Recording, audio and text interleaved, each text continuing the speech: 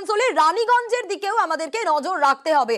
কি কারণে আসানসোলের রানীগঞ্জের দিকে নজর রাখতে হবে? কারণ ভোটের আগেই আসানসোলে উত্তেজনার খবর পাওয়া যাচ্ছে।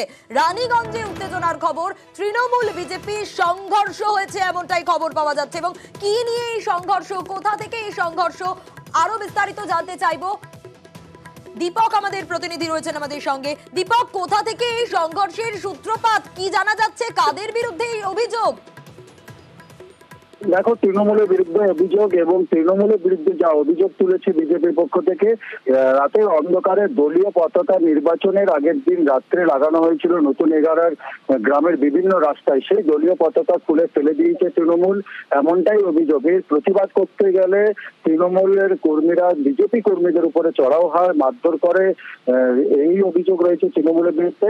পাশাপাশি তৃণমূলের পাল্টা অভিযোগ কি তারা কোনো বিজেপির দলীয় পতাকা না খুলে তৃণমূলের দলীয় পতাকা খুলে ফেলে দিয়ে নতুন করে বিজেপির দলীয় পতাকা লাগাচ্ছিল, তার প্রতিবাদ করা হয়েছিল।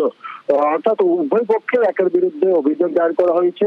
ইতিমধ্যে ঘটনাস্থলে রানীগঞ্জ থানার পুলিশ পৌঁছে পরিস্থিতি নিয়ন্ত্রণে এনেছে। ভোটের আগে যেভাবে উত্তাপ বাড়লো আসানসোল শহরে এই দলীয় পতাকাকে কেন্দ্র করে, তাতে বিভিন্ন রাজনৈতিক দলের পক্ষ থেকে একের অভিযোগ তোলা হয়েছে। সেক্ষেত্রে পুলিশ মোতায়েন করা হয়েছে এলাকায় নতুন এগারা গ্রামে। বেশ দীপক।